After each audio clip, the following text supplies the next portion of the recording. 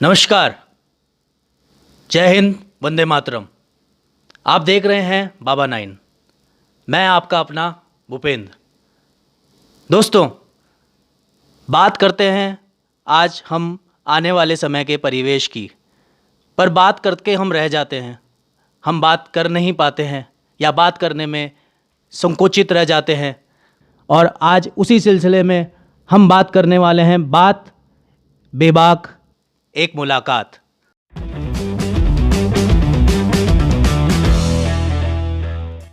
और आज हमारे साथ एक ऐसी पर्सनैलिटी मौजूद है जो कि राजस्थान में जानी मानी है।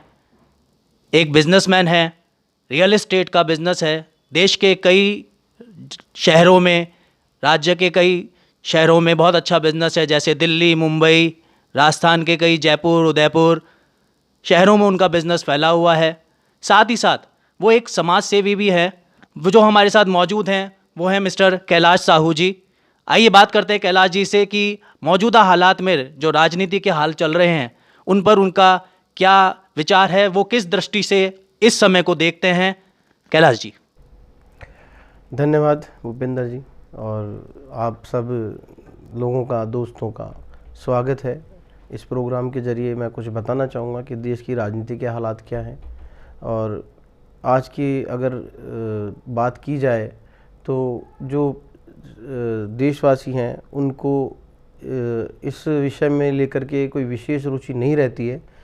तकरीबन हमारे देश की सिर्फ 5% जनता जो है वो चुनावी माहौल से जो है प्रभावित होती है, और इसके बारे में बहुत कुछ उन्हें नॉलेज नहीं है। एक्चुअल में हमारे देश में आज तक जितने घोटाले हुए हैं, और आज भी होते हैं, ऐसा नहीं कि नहीं होते हैं, घोटाले अभी भी होते हैं, लेकिन अभी थोड़ा सा जो राजनीतिक जो लोग हैं उन्होंने अपने हाथ पांव बचा करके, जितने अभी जो नए घोटाले कर रहे हैं या जो भी किए हैं, अपने हाथ पांव बचा करके करते हैं। कानूनी दायरे में रह कर के वो एक वाइट कॉलर घोटाले कर रहे हैं, और देश इस हाल से गुजर रहा है कि आने वाले समय में हमारे देश का जो बुरा हाल होने वाला है। जो आज विदेशों में कई ऐसे देश हैं जहाँ लोगों को पानी, रोटी, मतलब उनके कोई आजीविका का कोई सोर्स नहीं है।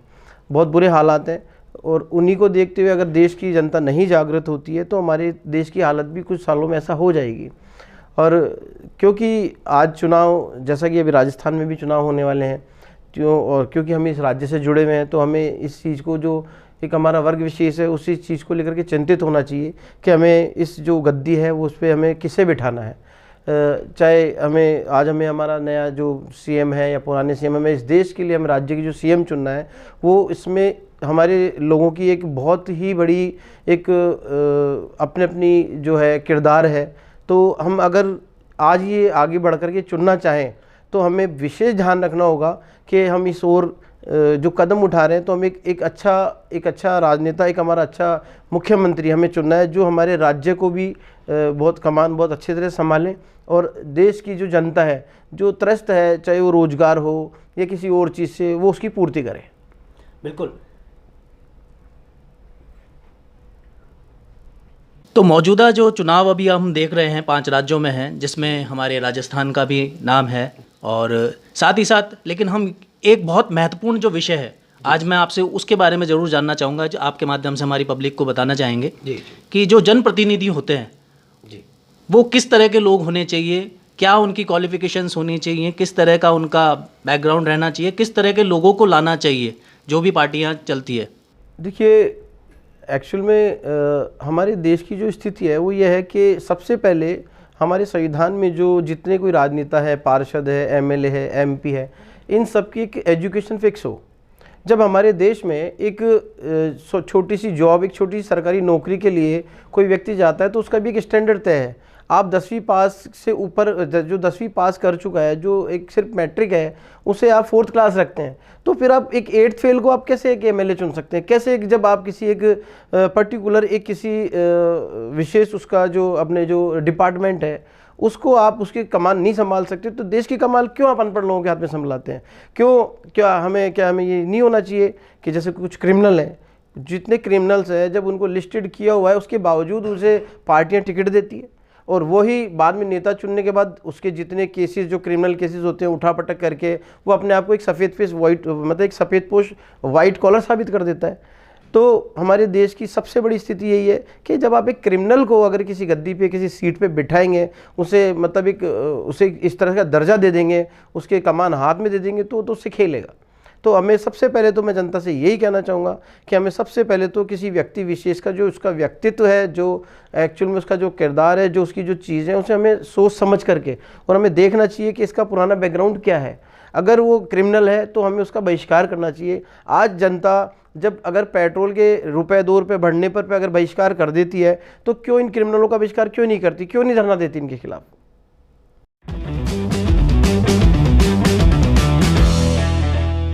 से कैलाश जी, ये एक चीज़ और जानना चाहूँगा कि आम नागरिक जिसका सबसे बड़ा महत्वपूर्ण रोल होता है, सबसे बड़ी जिम्मेदारी होती है, जो कि मानते नहीं हैं लेकिन देखा जाए तो सबसे बड़ा एक योगदान एक आम नागरिक का ही रहता है चुनावों में, तो उनसे आप क्या कहना चाहेंगे और उनके क्या कर्तव्य हैं जो वो उनको करने चाहिए राजनीति में?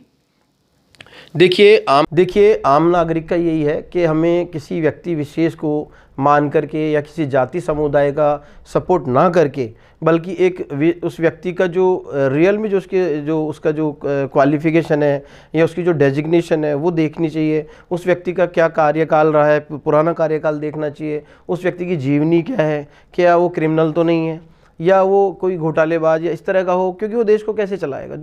जो अपने एक छोटे से कॉलोनी मोहल्ले या उसके स्टेट राज्य में अगर वो सही नहीं है तो देश को कैसे चलाएगा। तो हमें आज किसी को आप पार्षद चुन के लाते हैं, फिर वो एमएलए बनता है, फिर वो मेंबर ऑफ पार्लियामेंट या कोई मंत्री का ओहदा मिलता है तो उससे वो फिर उसका मिसयूज़ करेगा।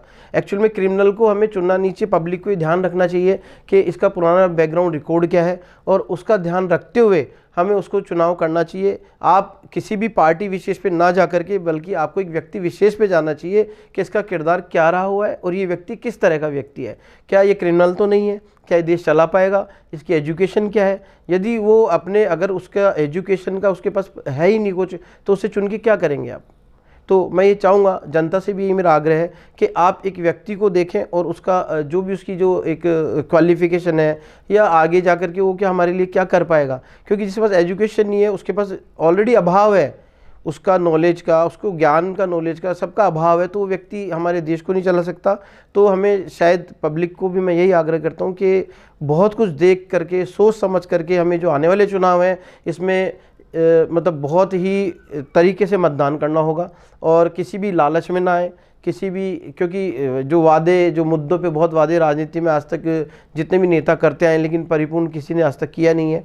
बहुत कम लोग हैं और अगर कुछ नेता, ऐसा नहीं है कि सारे ही नेता ऐसे होते हैं, लेकिन बहुत से राजनीतिक नेता बहुत अच्छे भी हैं जिन्होंने बहुत कुछ किया है, जिन्होंने अपने आप को पूरा त्याग भी किया है। लेकिन आज के हिसाब से जो चलता हुआ है तो मैं जनता से आग्रह करूँगा कि व्यक्ति को देखें और उसकी किसी पार्टी या उसको विशेष पर ना जाए कि मैं मुझे फलाना पार्टी पसंद है या मुझे फलाना पार्टी में जाना है। ऐसा नहीं करके वो उस व्यक्ति को चुनाव करें जो व्यक्ति हमारे देश को संभाले, जो हम पब्लिक की सोचे।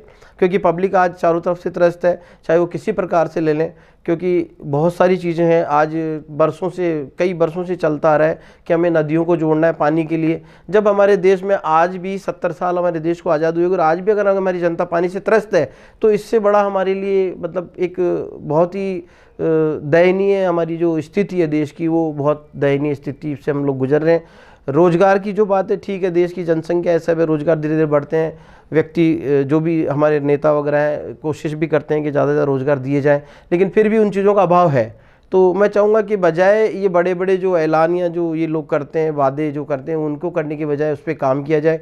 अगर हमारे देश में जो ऐलानिया वादे हैं उन पर अगर 20% भी वर्किंग हो जाए तो हमारा देश निहाल हो जाएगा। तो मैं सभी पब्लिक से नहीं, मैं अपने देश के राजनेताओं से भी कहना चाहूँगा कि अपने देश के लिए कुछ अच्छे से कार्य किए जाए तो हमारा देश आगे की ओर अग्रसर हो। क्योंकि हमारी जो नई युवा पीढ़ी है वो इस चीज़ को लेकर के बहुत चिंतित भी है आने वाले समय में कि रोज़गार को लेकर के या उनके जो निवास को लेकर के या पानी को लेकर, बिजली, सड़क, इन सब को लेकर के एक चिंतित स्थिति में है।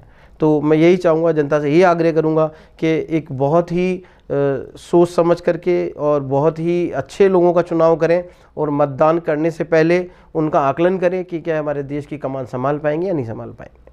तो अभी आपने सुना कैलाश जी को उनके विचार, और वाकई में उन्होंने जो बात कही है वो हर एक आम इंसान के लिए विचारणीय है, सोचने की बात है, क्योंकि अक्सर हम इन चीज़ों को सोचते नहीं हैं, पलोभनों में चले जाते हैं।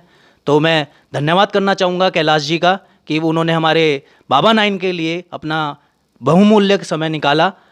धन्यवाद।